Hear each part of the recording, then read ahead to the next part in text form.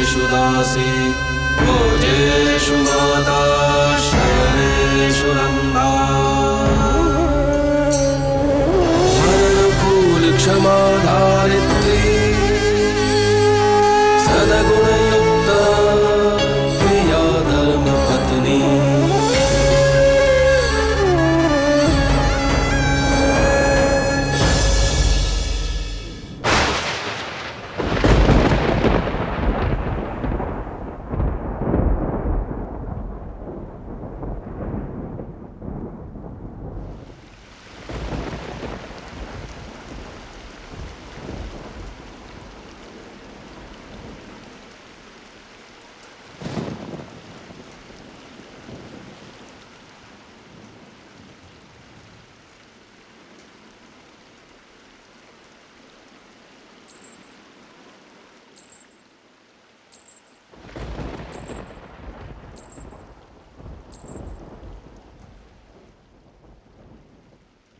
जमाई राजा, मैं आपसे कुछ कहना चाहती हूँ।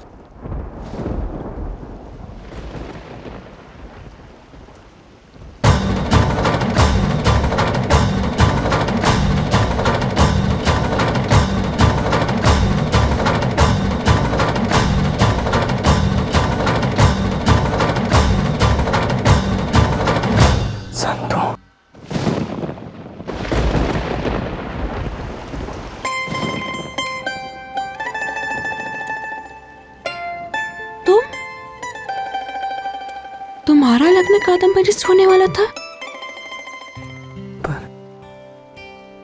पर तुम यहाँ? मैं कादम्बरी की माँ हूँ, संतु मायावंशी।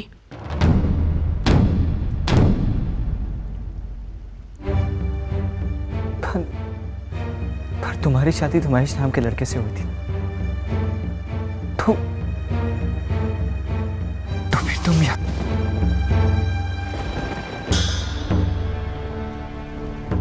हुई नहीं थी,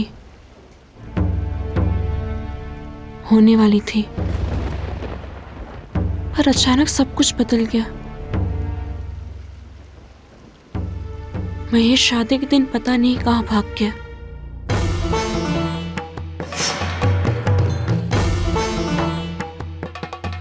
माधव काका, महेश नहीं आ सकता। सब लोगों ने उसे बहुत ढूंढने की कोशिश की, पर उसका कहीं पता नहीं चला। नाना जी बहुत परेशान थे। मालिक को जब ये बात पता चली तो उन्होंने गांव की इज्जत बचाने के लिए मेरे साथ लग्न करने का निर्णय किया। ये शादी होगी, जिसके घर ये डोली जाएगी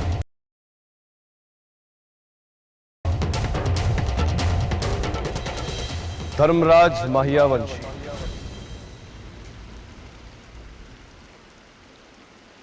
मेरे पास और कोई रास्ता नहीं था। नाना जी की इज्जत बचाने के लिए मैंने मालिक से शादी कर ली।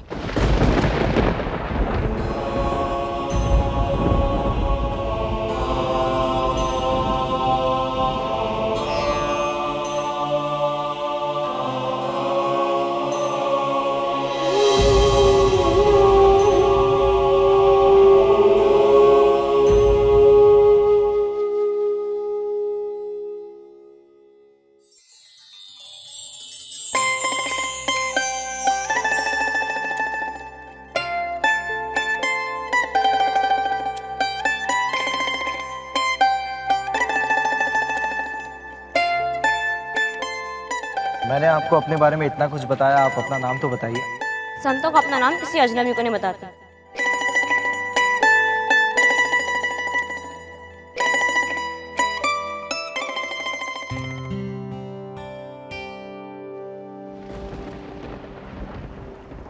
मैं यहाँ तुम्हारे पास कादम्बरी के लिए आई हूँ।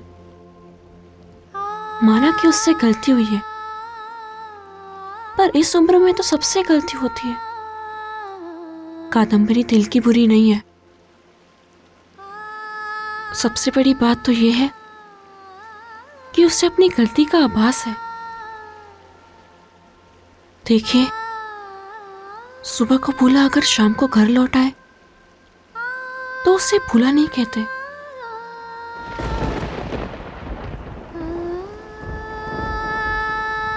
मेरी बेनती है तुमसे, तुम इस लग्न से इनकार मत करो। कादम्बरी से लग्न कर लो।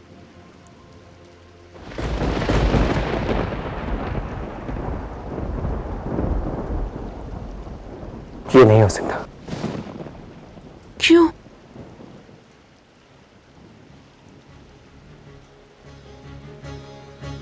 क्योंकि मैं किसी और लड़की को चाहता हूं।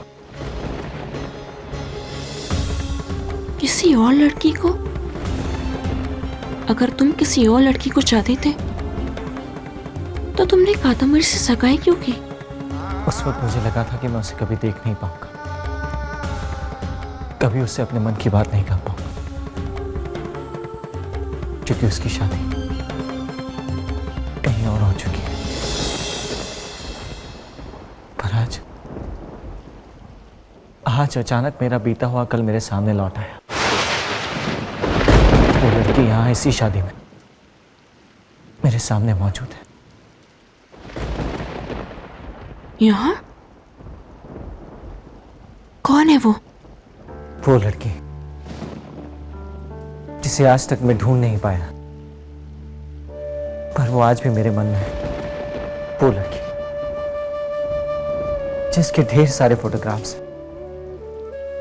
आज भी मेरे डार्क रूम में रखे। वो लड़की जिसका अलहड़पन आज भी मेरी आंखों में बसा है। उसका एक कटी पतंग के पीछे भागना गांव के चौराहे पर कुएं से पानी निकालते हुए कई बार देखा है मैंने उसे। जब वो दौड़ती थी ना तो उसकी वो पायल की आवाज, वो आवाज आज भी मेरे कानों में गूंज रही है।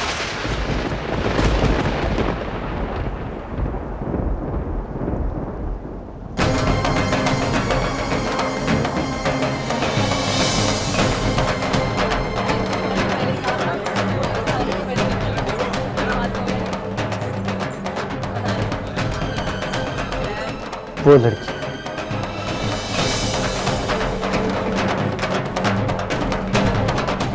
जिससे अपने प्यार का इजहार ये जानकर नहीं कर पाया कि उसकी शादी किसी और से हो गई। और आज वो लड़की मेरे सामने है। संतु वाकिल, संतु मायावंशी बनकर मेरे सामने खड़ी। हाँ संतु, वो लड़की तुम हो।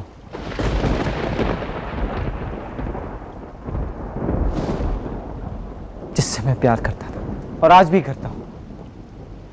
वो लड़की तुम हो संतु।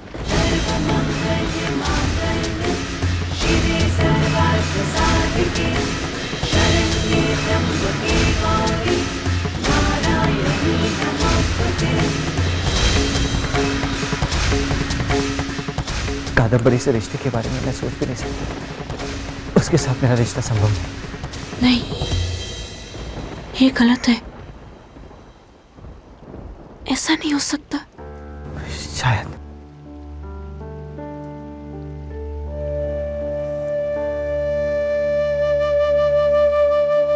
हो सकता है कि ये गलत हो, लेकिन आज मैंने तुमसे वो बात कह दी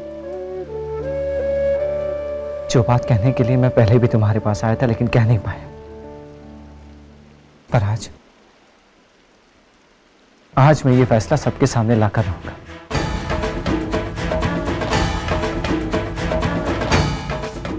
सबके सामने।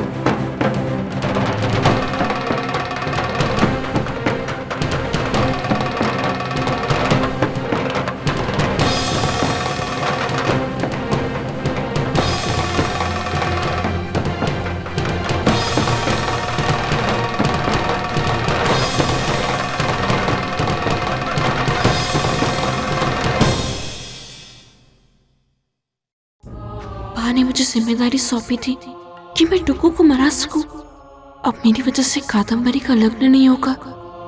ये कोटियार माँ, ये क्या हो गया? टुकू, ये शादी। सॉरी माँ, मैं अंकल से बात कर चुका हूँ और इस बारे में मैं कुछ नहीं कहना चाहता। पर मैं ये शादी नहीं कर सकता।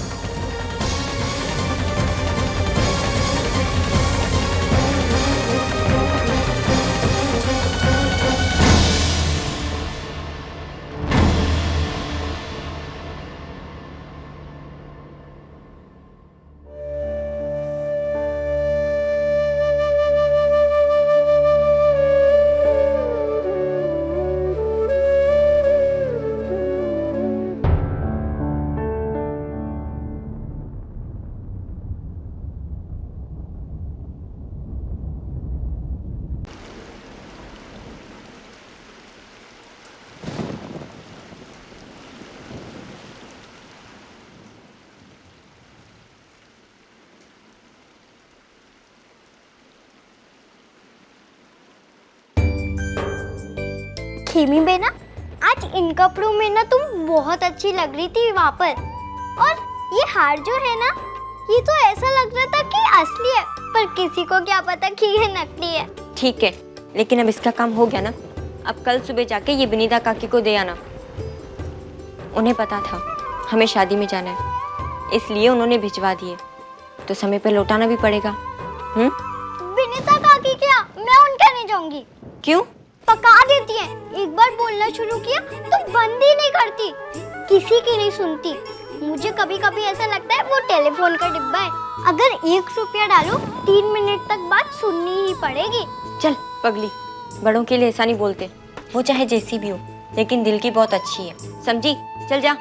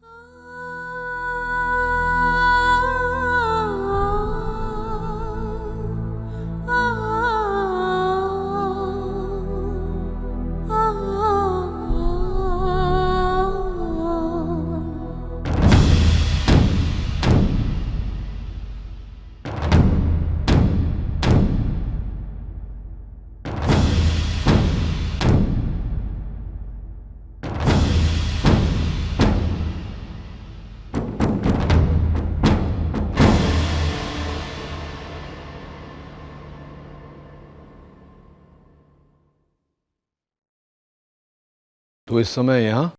मैं आपसे कुछ कहना चाहता हूँ। मैं आप सबको एक सच बताना चाहता हूँ। बहुत पहले मैंने आपसे कहा था ना, मैं एक लड़की से प्यार करता हूँ और जिसे मैंने खो दिया। हाँ, पण तूने ये भी बोला था कि तू अपने बीते हुए कल से निकलकर अपने भविष्य में जाना चाहता है।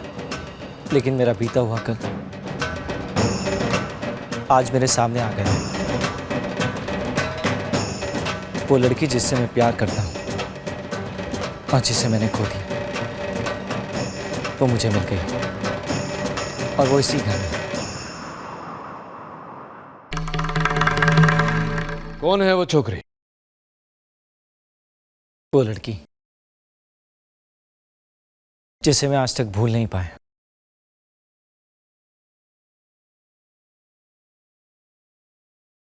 वो संतू है।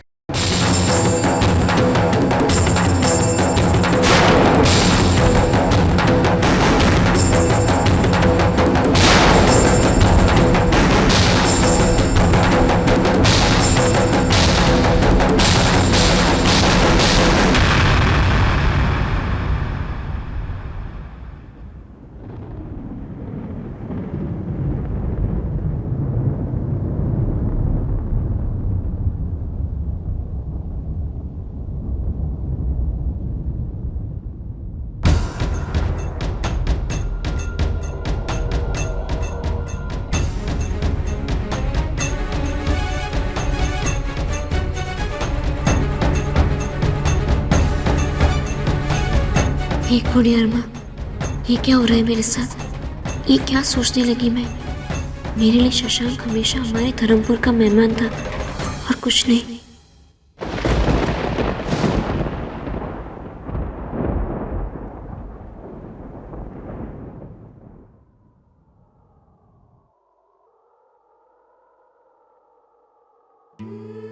डुगू, मैं समझती जो कुछ भी हुआ उससे तुझे बहुत तकलीफ पहुंची और बेटा तेरी तकलीफ देख के मुझे बहुत दर्द हो रहा है।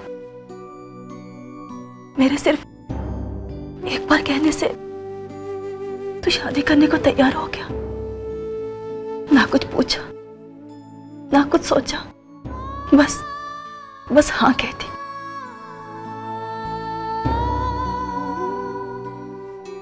डुगू बेटा, जो कुछ भी हुआ उस पे किसी का बस नहीं था। हम में से किसी ने भी नहीं सोचा था कि कादम्बरी कुछ ऐसा करेगी। माँ, आपने कहा ना, जो हुआ उस पर किसी का बस नहीं था, तो अब अफसोस करने का कोई फायदा नहीं। इस बात को छोड़कर हम आगे बढ़े तो हमारे लिए अच्छा होगा, क्योंकि मैं जान गया ये रिश्ता अगर हो भी जाता तो किसी के लिए ये रिश्ता नहीं कहलाता।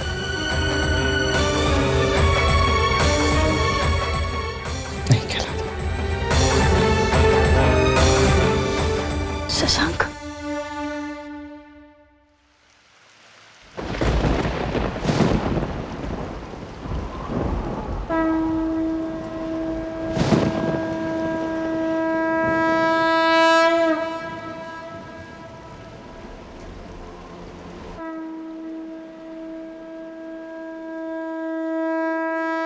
जिससे अपने प्यार का इजहार ये जानकर नहीं कर पाया कि उसकी शादी किसी और से हो गई, आज वो लड़की मेरे सामने है, संत मायावंशी बनकर मेरे सामने खड़ी। अब मेरे कारण वो कादम्बरी को नहीं अपनाएंगे। मैं उसकी बर्बादी का कारण नहीं बनना चाहती जिसे मैंने बेटी माना है।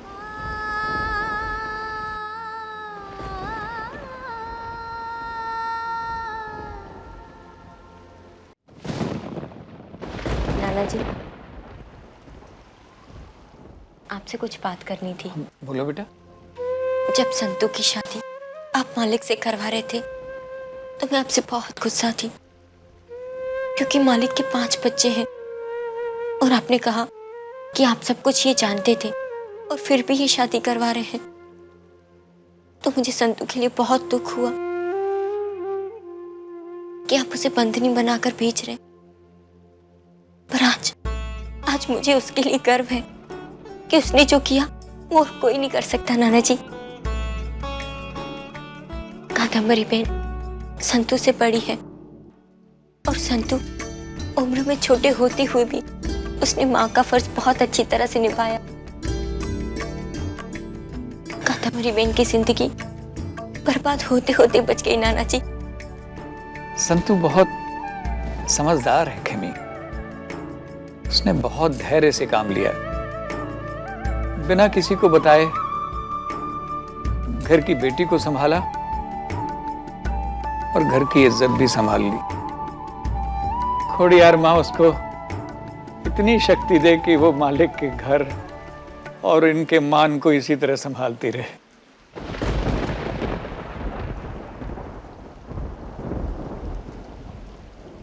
नाना जी, मैं बस अभी आई। ठीक है बेटा।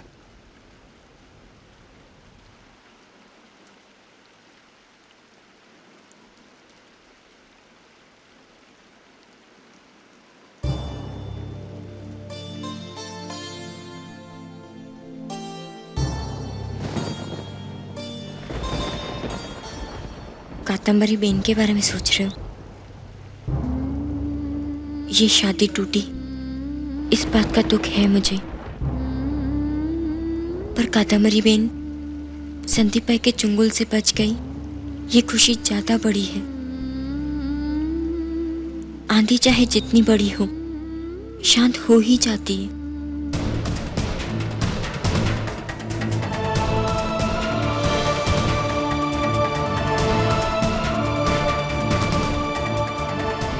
संदीप की लाई आंधी तो थम गई,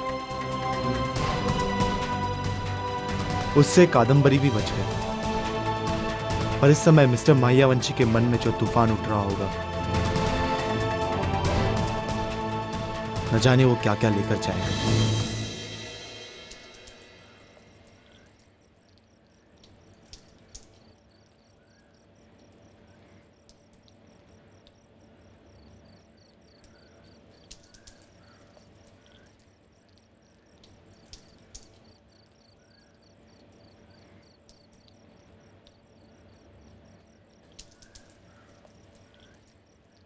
सारी रात तो सोया नहीं, अब तो सुबह होने को आई। अब तो सो जा नानका। सुभद्रा मना करती रही, पर मैं जिद से वो हर वस्तु लेके आया कादम्बरी के लिए, जो उसने मांगा। पिघला माटे उसने कभी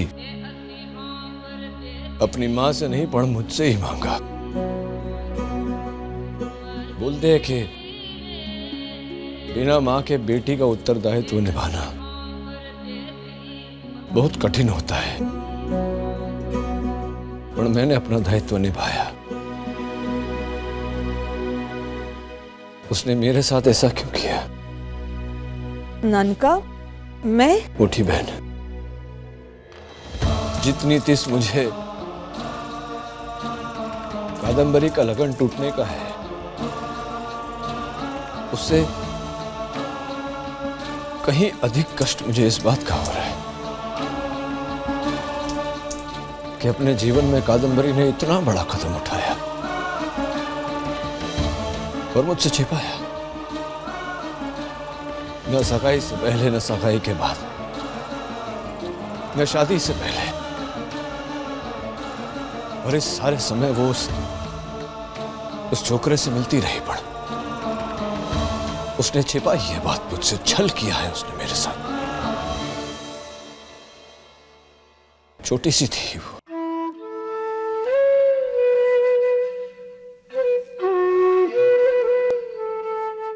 तब से उसकी छोटी से छोटी बात का ध्यान रखा मैंने। छोटी थी तो घोड़ा बनकर खेला उसके साथ, और बड़ी हुई तो इन्हीं कांधों पर उसका दायित्व उठाया, और उसी ने मेरे साथ ऐसा।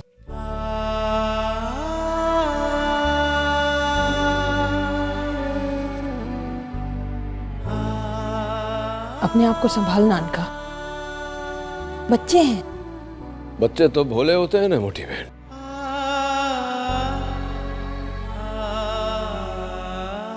मेरी भोली सी डिकरी ने मेरे साथ ही छल किया, सब कुछ नष्ट कर दिया उसने।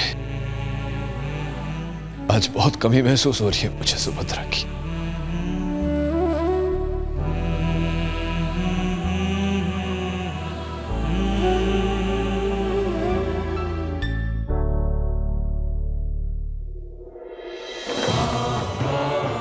एक काम कर मोटी बहन, घर के सब लोगों को एकत्रित कर,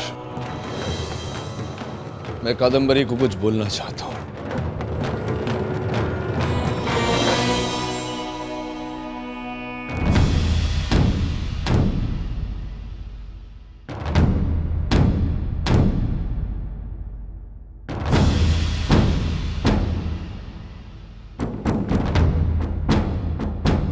धर्मराज, क्या हुआ बेटा?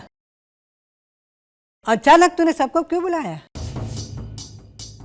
बात समस्या अचानक आए तो निर्णय भी अचानक लेना पड़ता है।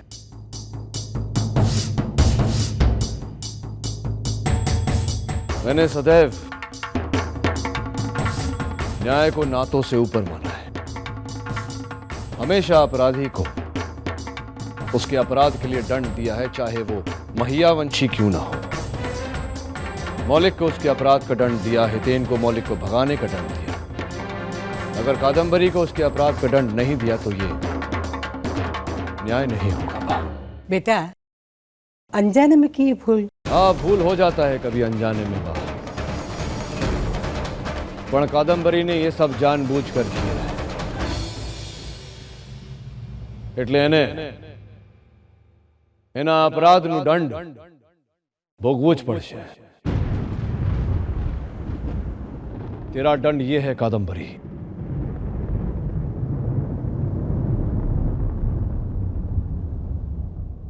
कि आज के बाद तेरा पिता तुझसे बात नहीं करेगा और तू मुझसे बात नहीं करेगी।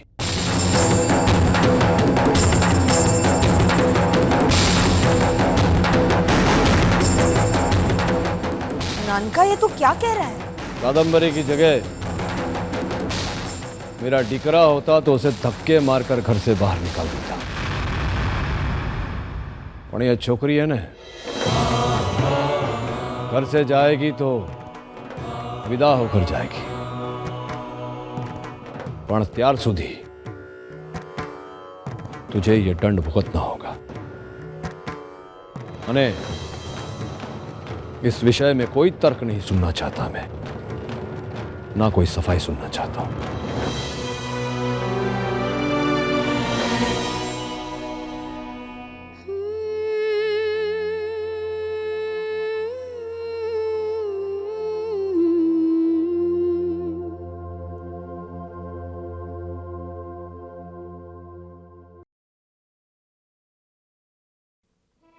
हाँ हाँ, खबर छे मने,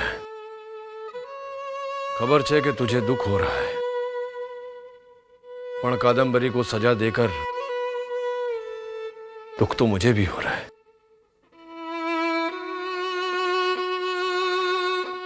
उससे भी अधिक दुख इस बात का है कि हमारे घर की इज्जत ने ही हमारे घर की प्रतिष्ठा को ठेस पहुंचाई।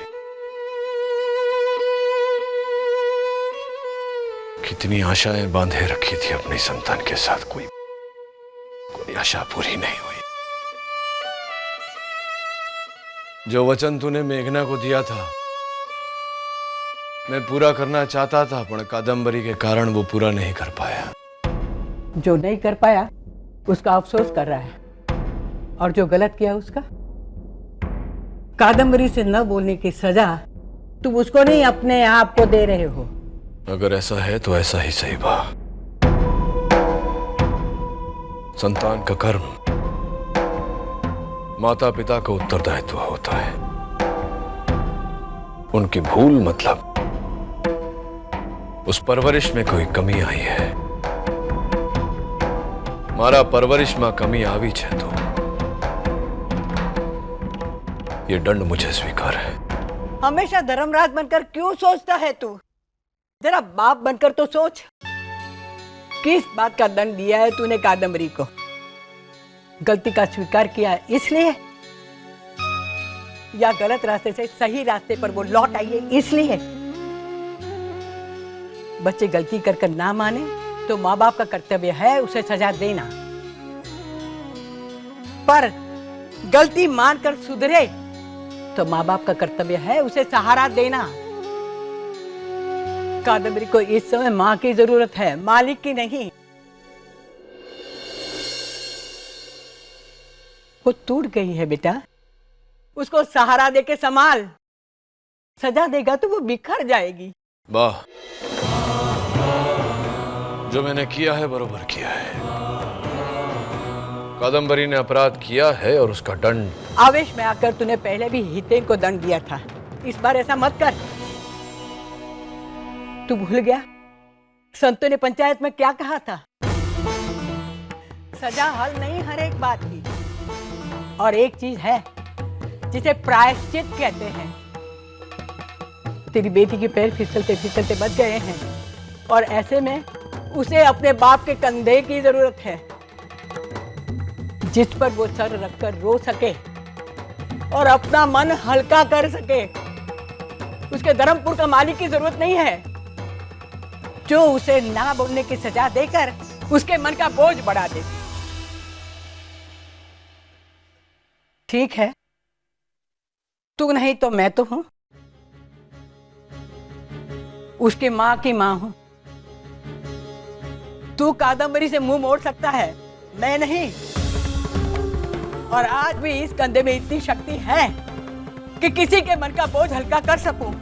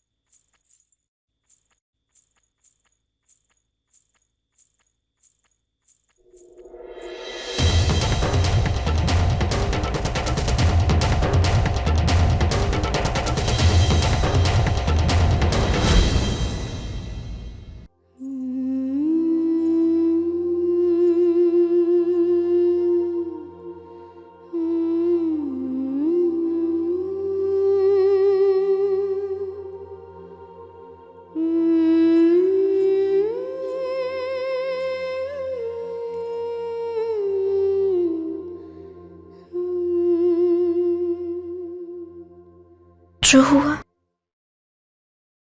बुरा हुआ,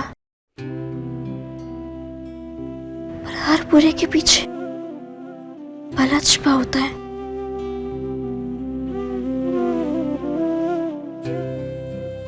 संदीप भाई ने तुम्हें धोखा दिया, मालिक ने तुम्हें डांटा, सबने तुम पर इतना गुस्सा किया, तकलीफ हुई होगी ना, पर तुम एक भी बार रोई नहीं।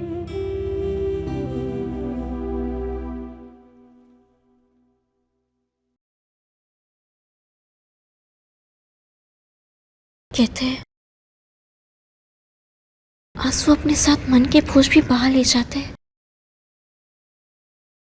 एक बार रो लो, मन हल्का हो जाएगा।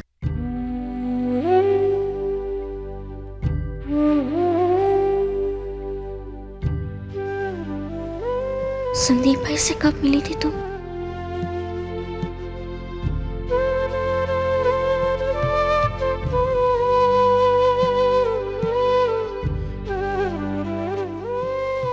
एक बरस से ज्यादा हो गया होगा ना। पहले तुम अच्छे दोस्त बने होंगे, फिर प्यार हुआ होगा। तुम ही कहती थी ना कि संदीप भाई तुम्हें बहुत संभालते हैं।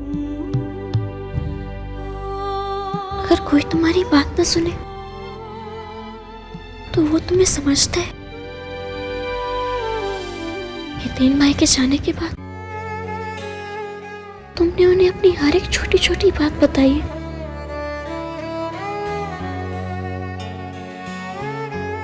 तुम उन पर इतना विश्वास करती थी कि उनके लिए सब कुछ छोड़ने को तैयार हो गई। तुम्हारा उन पर विश्वास देखकर मैं भी तुम्हारा साथ देने के लिए मालिक से बात करने तैयार हो गई। पर संदीप भाई ने तुम्हें धोखा दिया। उन्होंने बहुत गलत किया। उन्हें ऐसा नहीं करना चाहिए था।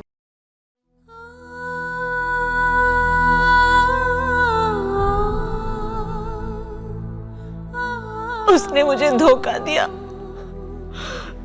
मुझसे झूठ बोला अपने पिता के लिए। उसकी कोई गलती नहीं है। गलती तो मुझसे हुई कि मैंने उस पर विश्वास किया, अपने डैड को धोखा दिया, इस परिवार को धोखा दिया, उसके लिए सबको बदनाम करवा दिया। कभी कभी हम सबसे गलती हो जाती है, उसके लिए हमारा गलत होना जरूरी नहीं है। हुई है मुझसे गलती। मैंने डैड को इतना बड़ा धोखा दे दिया। मैं अपने स्वार्थ के लिए अपने परिवार के खिलाफ चली गई। तुम्हें भी नहीं समझ पाई।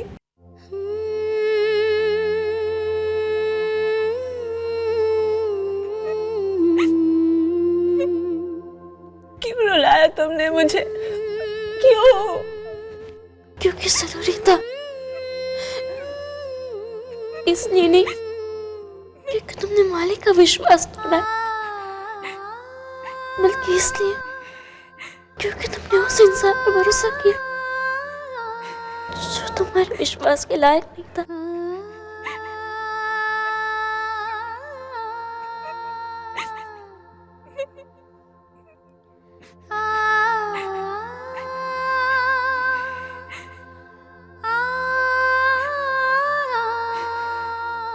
अब कादम्बरी को मेरे सहारे की जरूरत नहीं, उसको उसकी माँ मिल गई है। मेरी सुभद्रा वापस आ गई है।